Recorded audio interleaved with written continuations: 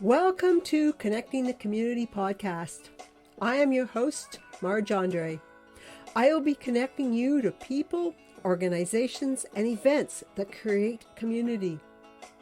I am creating this podcast in Richmond Hill, an eclectic and very culturally diverse community with lots of trees and streams and interesting people, just up the hill from Toronto. On this podcast, I'm talking with Maggie McKenzie, the Heritage Coordinator with the City of Richmond Hill, to talk about the Heritage Centre, located at 19 Church Street North, just a block over from Yonge Street in the village of Richmond Hill. Welcome, Maggie. Thank you, Marge. It's a pleasure to be here, and thank you very much for having me. I'd love to talk about the Heritage Centre, one of my favorite places in Richmond Hill. Very good. Yeah, no, I think we're going to have a great conversation. Maggie, let's start. You tell us a little bit about yourself. What is a Heritage Coordinator, and how long have you been with the city? Well, I'm history in the making right now because I've been with the city as of September of this year, for 31 years. I started in this role in June of 1996, and the role has evolved over the number of years I've been doing it. I actually started out with the Heritage Centre at the grassroots. It was bare bones. I walked into an empty building, and at the time, my manager said, "There you go, knock yourself out. Let's do something." So it was, it's as I say, it's been a project, an ongoing project. It's been a very passionate project for me. I've been doing everything from, again, I started out with just the Heritage Centre. It evolved into town-wide heritage, where we like to, again, share heritage around Richmond Hill. Every part of Richmond Hill has something unique about it to tell in terms of its history, its heritage, its culture.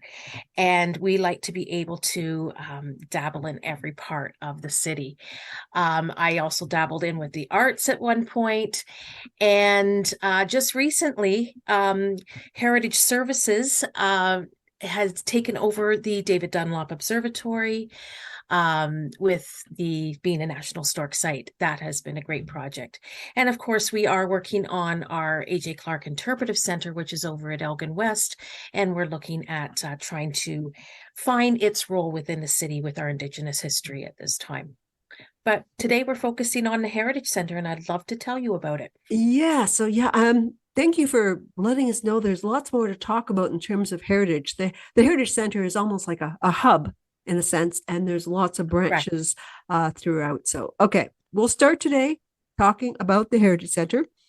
It is in the former home of a famous Richmond Hiller, Amos Wright. Can you tell us who was Amos Wright?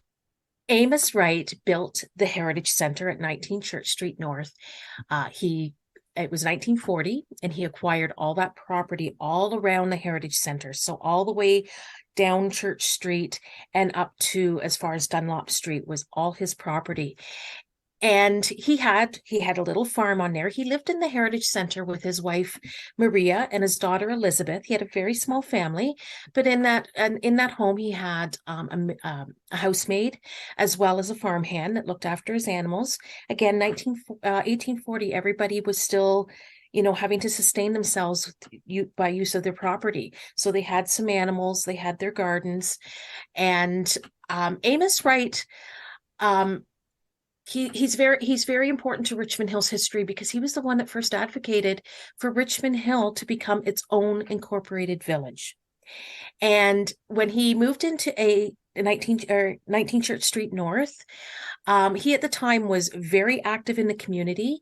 He was part of the Board of Education. He was the first one involved in getting a Mechanics Institute, which we now refer to as our library, in Richmond Hill. And then when the Municipal Act came in, where they created the municipalities of Markham and Vaughan, Amos Wright became the first reeve of Markham Township in 1853.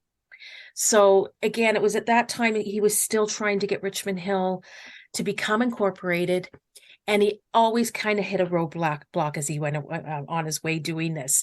It wasn't enough population. And when we finally got the population up to where it needed to be, they increased it. So there was always some roadblock in the way. At the time when Richmond Hill became incorporated in 1873, Amos Wright had moved on to federal politics. He was actually an MP for the region of York, or for York County, as they called it back then.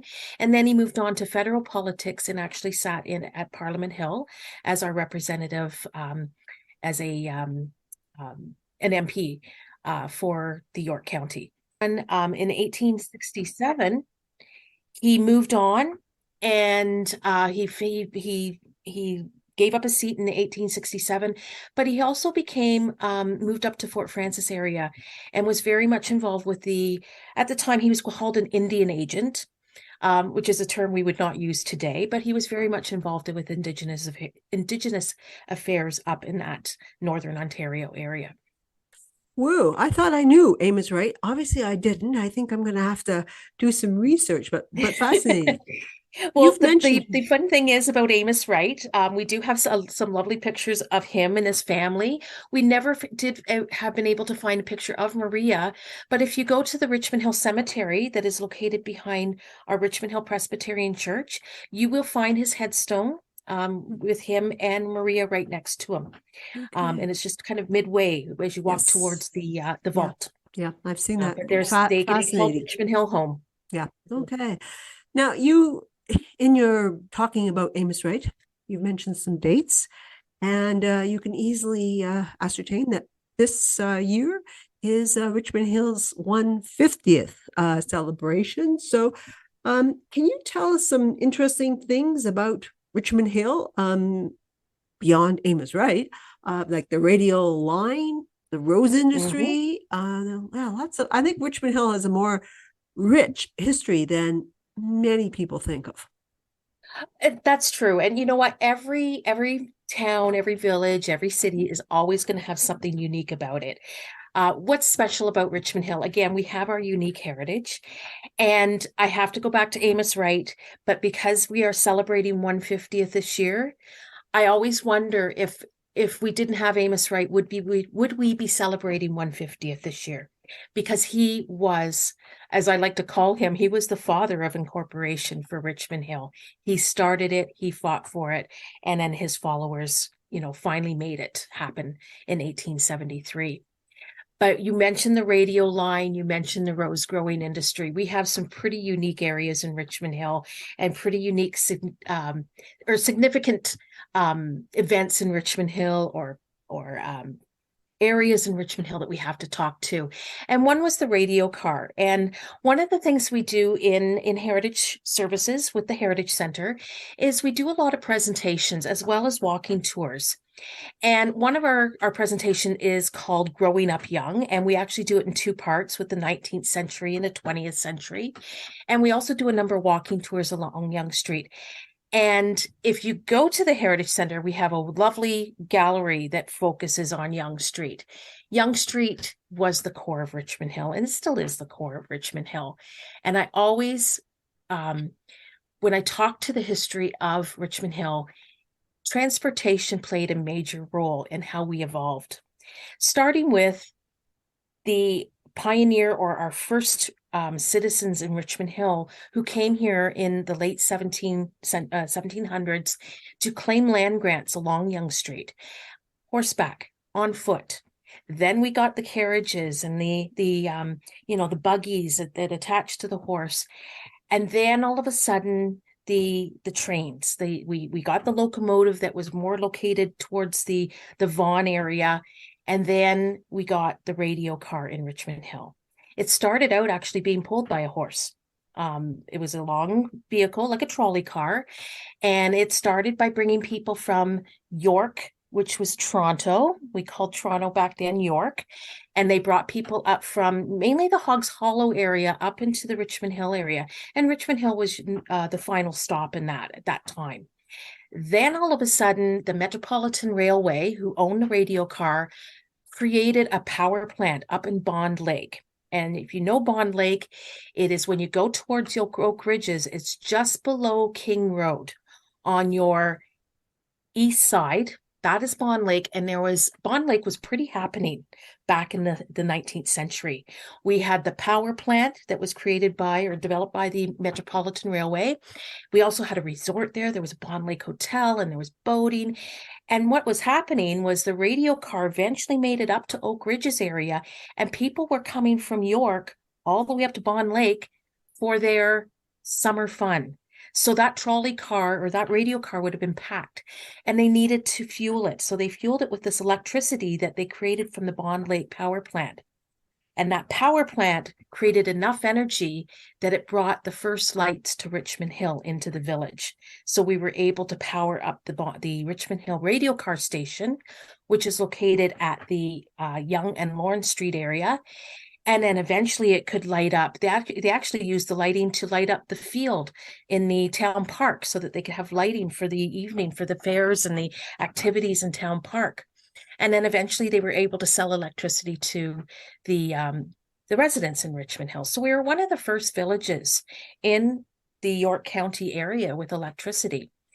And that radio car, it continued and the line expanded to the point where it went all the way up to Holland Landing and all the way down to the St. Lawrence Market. So the radio car played a huge role in our industry. It was able not just to carry people, it carried goods, it carried the mail.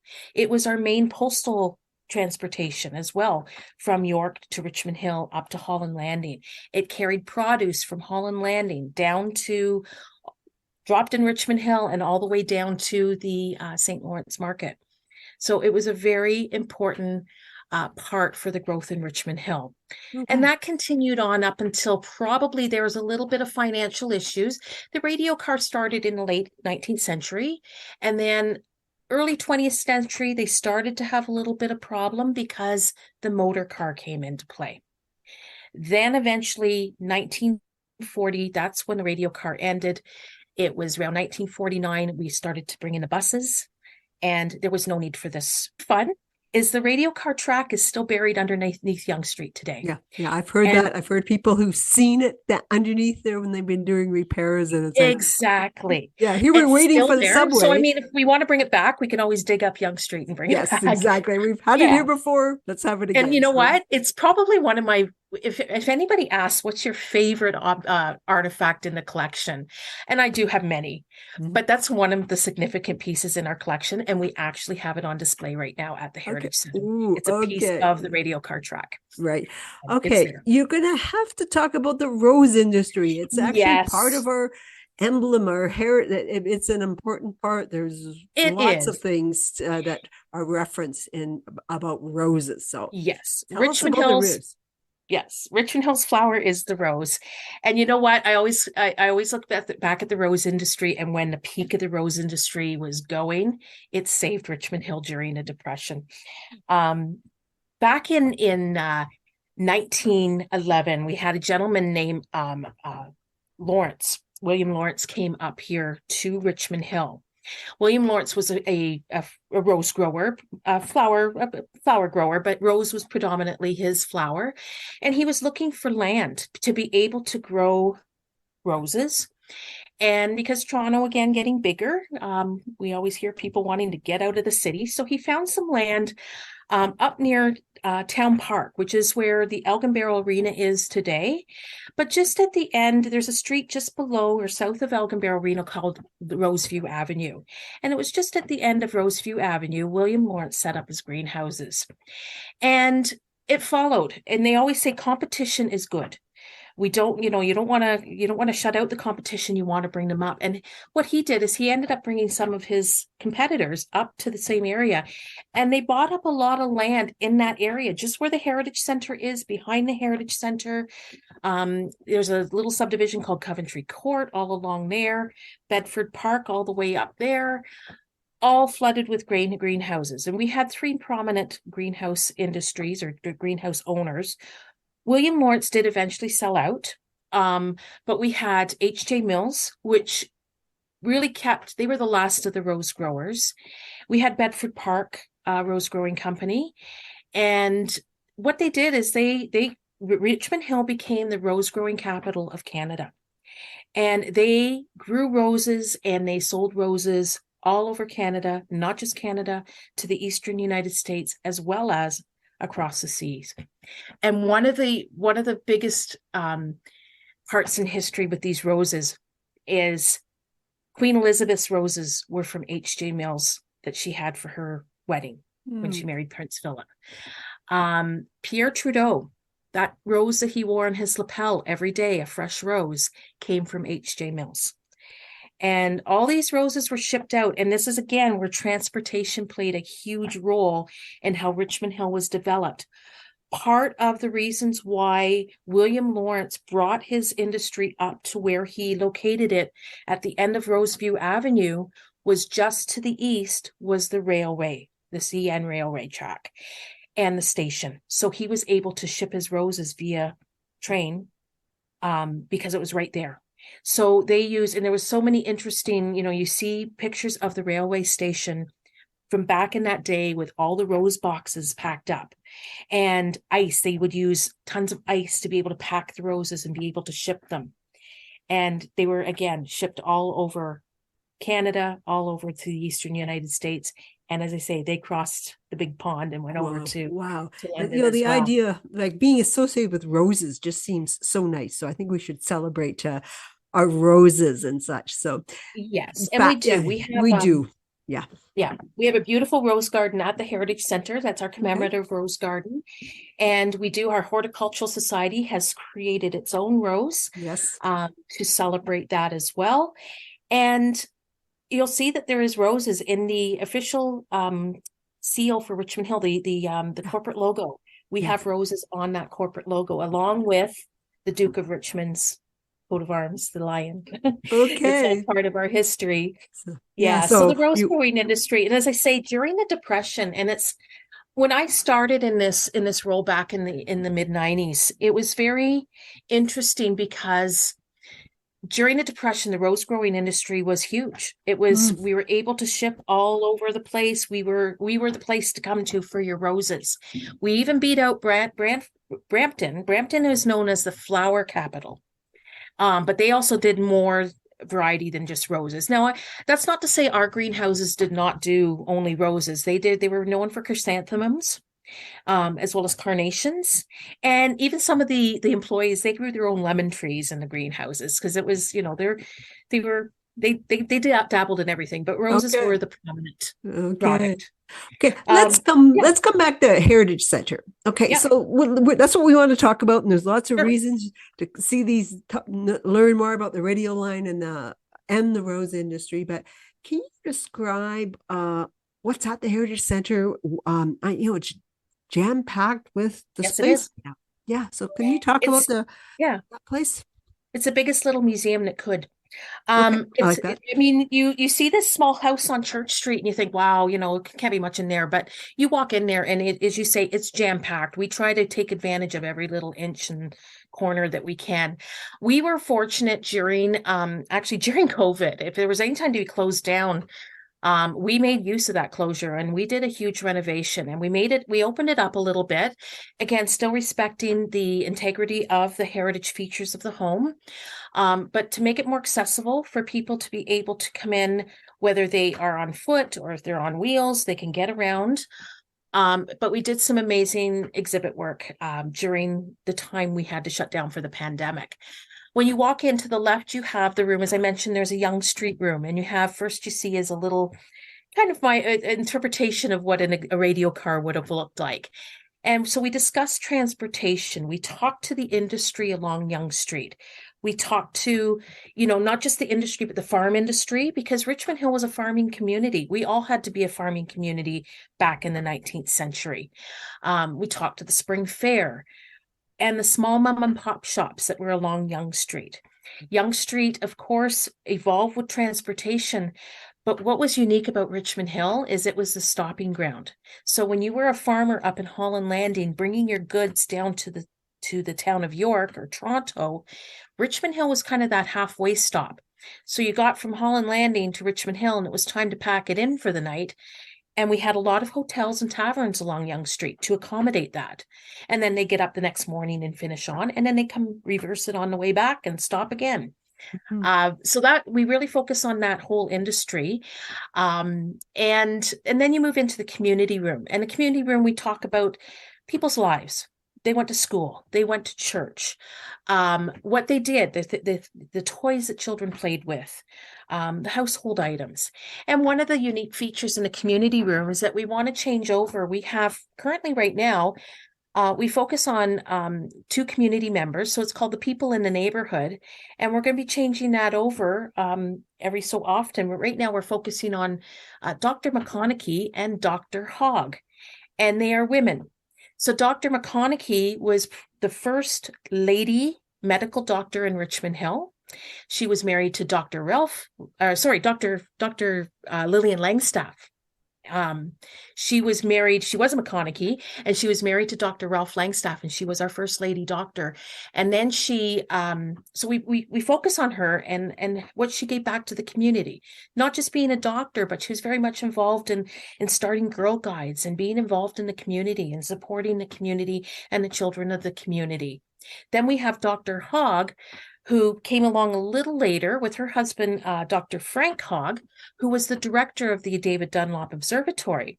So Lillian Langstaff being a medical doctor, Dr. Hogg was a PhD. So she was a doctor of astronomy. And she was probably one of the first ladies in the 20th century to be an astronomer. And the sad part was when she came here, she was a volunteer at the DDO because they did not hire women astronomers because it was not appropriate for women to be working at night in an environment with all men.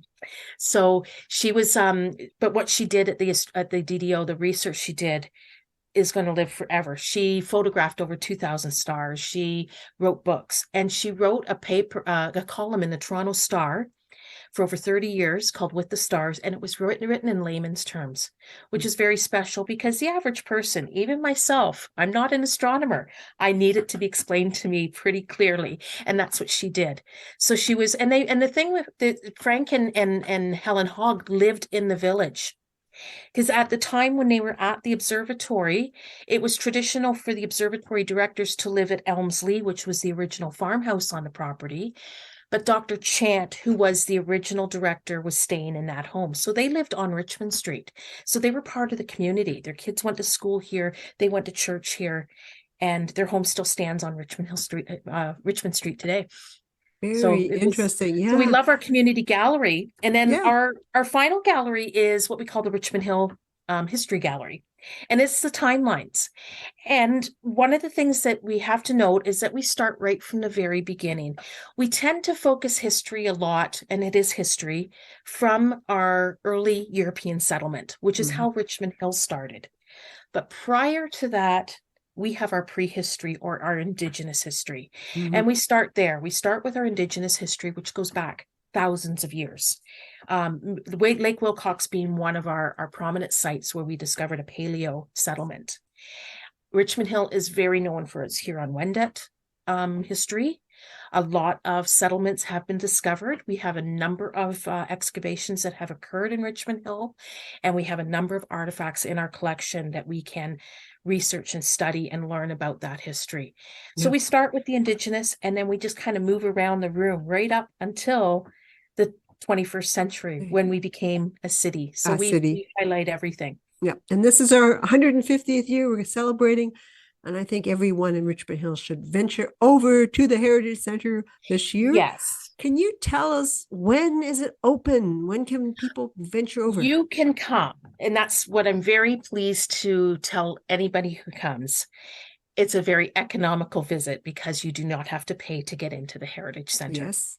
You might have to pay for a program or afternoon tea, but if you just want to come and learn about your history and just meander through the galleries, it's free of charge. We are open Tuesday afternoons from 1 till 4 p.m. We are open Thursdays from 4 until 8 p.m. And we are open Saturdays from 10 until 4 p.m. Very good. And those are the open gallery hours where you can come for free of charge. and meander through and learn about your history. And our staff are there. We Yeah. have lovely visitor experience attendants there to assist you and to help you along your way. We have a really fun scavenger hunt that you can do for the kids when they come and look for artifacts and help them learn about the history. And right now we have our timeline exhibit in. We do have one gallery that we change over at least 3 times a year, we're hoping to. This year we kept it in for the whole year because we're celebrating 150th. Mm-hmm. So it is a timeline exhibit. And if you haven't already, any resident in Richmond Hill, any family can come and register and pick up a free kit to make your own time capsule. And that's the whole idea, is that let's save our history. Let's learn about saving our history now and make your time capsule with your family. And our exhibit allows you to go in there and learn how to make a time capsule, see what time capsules in the past and how they were discovered. And it doesn't have to be just stuff. You can put in musical things and, poems or anything like that you want to put to create. Okay, I like that. Capsule. Yeah. I really do encourage people, if you have friends, family members from visiting you this summer, that you venture over as well. And I also think it's great for new immigrants, that people who have not always lived in Canada, their heritage is not here, just to come and see. You'd spend a few hours at the most. You could make it a quick trip, or you could spend a few hours there, but definitely I would come. You've got souvenirs there too. If it's a mug, there's some great books. I believe I have them all. And some other things as well. And are there still some candies to treat yourself? No, we kind of got out of the candy. Okay. You know what? It's just, we're trying to be healthy. Okay, good for you. So we took the candy out. Okay. But no, we do have some great souvenirs. One thing that we do have that's edible, sort of drinkable, is our teas. Yes. Because we do, one of the things that we're known for is our afternoon tea service. We try to do a number of teas throughout the year, and we've kind of change things up a little bit, because we bring in entertainment, local entertainment every tea. And if it's not entertainment, it might be an activity. We just did one really successful tea. We had actual leaf reading where people can come and get their tea leaves read. And we're doing that again on October 28th. Kind of the Heritage Hilda is going to be there. I won't mention who Heritage Hilda is. It's me. But Heritage Hilda is going to tell some of the really cool ghost stories. Okay. And then we're going to get your leaves read. We do origami. We do a number of things. We have one of our favorite performers is Stephen Cockle. And he loves at Christmas time. He's great because he tells lovely Christmas stories and, to the guitar and everything. We do a number of programs. Like right now, we're really involved with summer camp, and we run what's called a discovery camp, where kids get to discover not just the history of Richmond Hill, but just cultural heritage, learning about, as you mentioned, Marge, you married our new Canadians that come here. It's not just about, we're not all European descent anymore. And we are learning about different cultures that live in Richmond Hill at the same time. And then this fall, we're actually starting up Family Discovery Days. It's a drop-in that they're going to be Saturday mornings, every other Saturday morning at the Heritage Center, starting in October. We're piloting this over October, November, and then opposite Saturdays at the DDO. Okay, so come and learn some history. It's a family drop-in, and we're bringing out our education kits. Okay, that is exciting, and please let me more information on that. But I also want you've got those 3 days you're open, which provides the opportunity for people to rent the facility. If it's a Sunday afternoon, if they have a shower, a special birthday, whatever. I've had the opportunity to be there for political campaigns in the back, but you've got an absolutely beautiful area, just idyllic, looking out onto a magnificent yard park with a gazebo, gardens. It's like, woo, anyone that has been there is like, wow, this is such a beautiful place. So it is. Can you explain the rentals? Like, it's about how much does it cost, and how many people, and what's involved? Well, you know what? The cost is something I don't like to put out there, because I can never, I always have to go back to my notes and remember that. Because do you know what? It's priceless as far as I'm concerned. Okay. But no, it is actually very reasonable. Okay. What we do is we rent the garden view room out. Mm-hmm. as well as you can have the option to rent out or permit the park. We call them permits. Mm-hmm. The park is a 1 acre, as you mentioned, the gazebo, the beautiful gardens.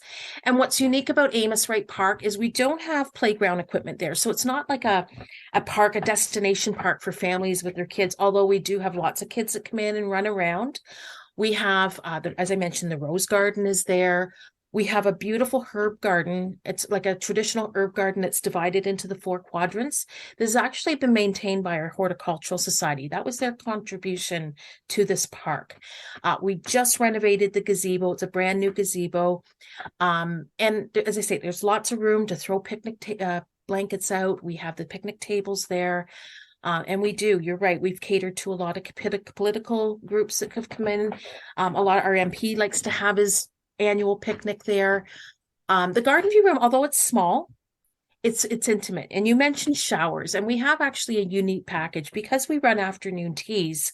It's just traditional for us to offer that up for rentals as well. So you could add that on to your rental. It's called the all occasions package, where we will actually provide you with tea, the sandwiches, the scones, the clotted cream, the cookies. Mm. And it makes it so easy for somebody who just wants to come and do a shower. They don't have to worry about bringing all the food. Okay. And you get nice china cups, the whole bit. Yes, you've got So beautiful china cups. Yes. yeah, but Yeah. that's our rental. Like it's a really unique place to have an intimate gathering. Yeah. And as I say, then we evolve into our group packages, for schools and you've got and lots of road guide options. Yeah. groups. Yeah, we're very busy with that as well. Excellent. And if you can't make it to us, we can come to you. Yes. So for the schools, I like that idea. Yeah. You're also you're stop number 1 for Museums of the Streets. And I've actually done that not too long ago with some friends. And I know a little bit, but I could impress them because they almost knew nothing. They've lived in Richmond Hill for 30 years and was like, whoa, we stopped there and oh my goodness. And we did a bit of a walk, but I certainly would encourage people to you can park on the street, no charge, and go for a walk. I really do believe that when you are walking versus driving, you really see something totally different. So I really encourage you to do that. And you lead guided hikes. Obviously, you've just proven it that you are extremely knowledgeable, but there are guided hikes that you lead. And can you talk about that? Sure. We have a number of scheduled tours. You can sign up for one of our public tours. We have one left this summer, Dog Days of Summer on August the 20th, where you can bring your pooch. Ooh. And Carol, one of our interpreters, she's actually designed the tour around dogs and animals in Richmond Hill. And I think it's Tommy and his dog. And basically a guided tour around the village. We do a number of different themed ones. In the fall, we're offering a new tour. It's very excited to talk about, but we try to keep them. One thing I've always said about the Heritage Center, it's not just the 4 walls of the Heritage Center. Our museum is the entire village. And not just the village. We have a wonderful heritage district up in Gormley that we do tours of. We also have the Mill Pond area. And so we try to focus on different aspects of Richmond Hill, different areas for our tours. So we are having this fall, we're offering Yonge Street North, talking about medicine, education, and theater, because it's in the theater area. And then we're having the Church Street business tour. We're bringing the Gormley tour again this fall. And the new tour that we're introducing is Phyllis Rawlinson Park and her house. So that, it's something that we've been wanting to do for a while, but we're mixing that in with a nature walk as well. So it won't be just us doing the tour of the house. Phyllis Rawlinson's home, the Forester House, at Phyllis Rawlinson Park, is Richmond Hill's only original farm log house in Richmond Hill. And it's been fully restored, and we're going to get people inside that, because I think a lot of people have never had the opportunity to go inside the house. No. They might know it's there, but it's usually closed because it's just open for programs. We're going to take people through a tour through there. The barns have all been restored as well. We don't go into the barns, but they're there. And then we're going to have our outdoor education team do a nature walk around the park. as part of that tour. So we're Okay, really I excited about sign it. me up. I want to go to Yep. that one. Sunday, Sunday, October 15th. Okay, That's the I date will. we have it. Okay, I'm marking it Yeah, down. we haven't got it Okay, listed yet. It's our fall programs don't come out until the August, but okay, we are very ready good. to go with that.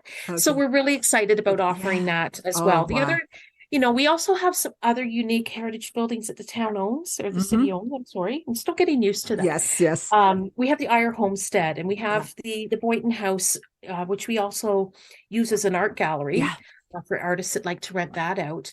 But there's some really unique heritage sites yeah, in Richmond Hill yeah. that everybody needs to get out and see. We do, yeah. Well, we could talk for a long time, Maggie. You are Oh, I know. extremely knowledgeable, passionate about what Richmond Hill, our history. So thank you for doing that. It's amazing. You've got me looking forward to a lot of things, and I feel like Mhm. I thought I knew about a lot of things, but yeah, I'm there's lots of opportunities. So Maggie, I do like to end our podcasts with the same question to everyone who's part of our podcast. Name just one. I think this might be difficult for you. That's not fair. Name one thing that you really like about this community. I always remember Richmond Hill going up from Toronto. We would go to the exhibition or something in Toronto, and we actually had to drive up Yonge Street, Highway 11, and we went through Richmond Hill. And I always remember the steeples. That Mm-hmm. was Richmond Hill, the hill. Mm-hmm. And I always remember the observatory dome. You could actually see the observatory dome from Yonge Street at that time. And this was back in the, I'm going to say early 70s. Mm-hmm. So we were driving up Yonge Street, and I that's what I love. I love the I love the streetscape. I love how we've been able to preserve that village and keep Richmond Hill unique looking in its heritage. And it's kind of a comfort level that it's always still there. Yeah, very And good. seeing those steeples, and even though the observatory is kind of hidden behind some trees there, we just have those unique features of Richmond Hill that really stand out. And as we evolve, bringing in the new Canadians, and we can share that with everybody. Yes, yeah. No, thank you, Maggie. We could talk for a lot longer, but we've had a really good conversation. I like your answer about the streetscapes. That's a unique answer. I haven't had that one before. So thank you for that. But we're going to talk again. So again, Sure. thank you, and stay in touch. Thank you for listening. I would very much appreciate you sharing this podcast. Please tune in next week as we continue to explore the community. Consider emailing me at Marj, M-A-R-J, at marjandre.com. I welcome suggestions for podcast guests. Stay well, stay connected.